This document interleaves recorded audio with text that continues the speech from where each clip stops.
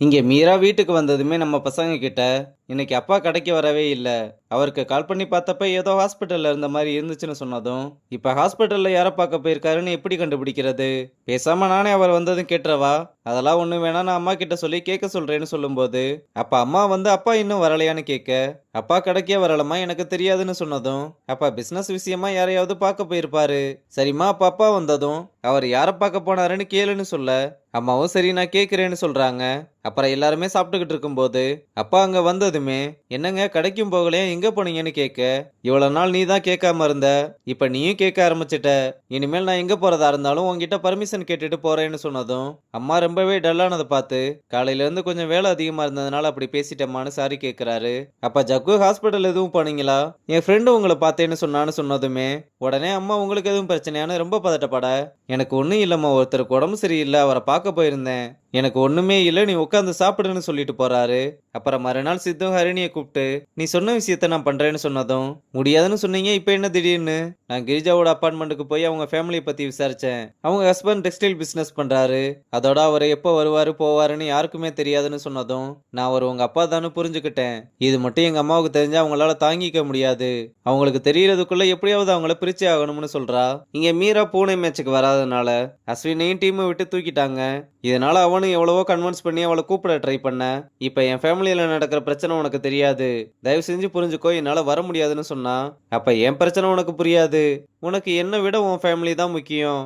என்னடா இப்படி பேசுற, யாரை கேட்டாலும் ஃபேமிலி முக்கியம் தான் சொல்லுவாங்க, ஆனா எனக்கு கிரிக்கெட் தான் முக்கியம், அதுக்கு உதவாத எந்த ஃப்ரெண்ட்ஷிப்பும் எனக்கு வேணாம்னு சொன்னதும், அப்ப நான் உனக்கு ஹெல்ப் பண்ண வரைக்கும் தான் என்ன பிடிச்சது, இப்ப என்னால ஹெல்ப் பண்ண முடியாதுன்னு சொன்னதும் பிடிக்கலன்னு சொல்ற, இதெல்லாம் ஒரு ஹெல்த்தியான ஃப்ரெண்ட்ஷிப் ஆச்சு, போடான்னு சொல்லிட்டு கிளம்ப, வேகமா அவளை வந்து தடுத்து, ஃப்ரெண்ட்ஷிப்பே வேணாம்னு சொல்லிட்டேன், அப்புறம் நீ கொடுத்த பேட் எதுக்குன்னு கொடுத்துட்டு போறான். இதனால ரொம்ப சோகமா அப்படியே கடைக்கு வர, அப்பா கையில பேட்டை பார்த்ததுமே என்னமா பிராக்டிஸ் ஆரம்பிச்சிட்டியான்னு கேட்டா, இல்லப்பா அஸ்வின் திரும்பி பேட்டை கொடுத்துட்டு போயிட்டான்னு சொல்றா.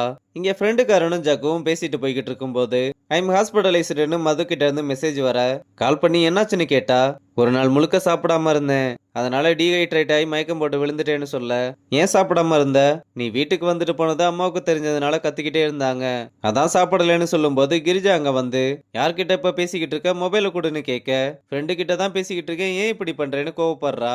இங்க சித்தும் வீட்டை காமிக்கிறதுக்கு ஹரிணியை கூப்பிட்டு வர, அப்ப செக்யூரிட்டி வர்றதை பார்த்ததுமே வேகமா மாஸ்க்கு கண்ணாடி எல்லாம் எடுத்து மாட்டிக்கிறா.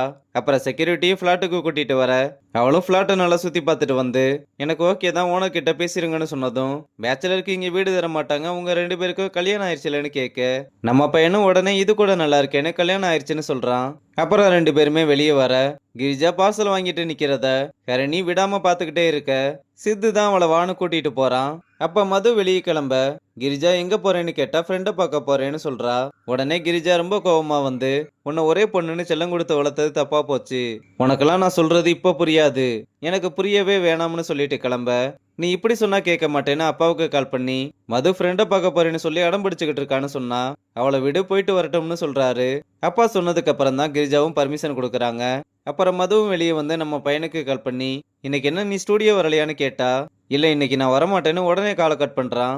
அப்ப மினு வந்து மதுக்கு ஹாய் சொல்ல, அவ பாய் சொல்லிட்டு கிளம்ப, என்னாச்சுன்னு கேட்டா, ஜக்கு வரலன்னு சொன்னா அதான் கிளம்புறேன், என்ன சொல்ற, அவன் இப்ப வந்துருவான்னு சொன்னா, என்கிட்ட வரலன்னு சொன்னான்னு சொல்லும்போது கரெக்டா நம்ம பையன் அங்க வர்றான்.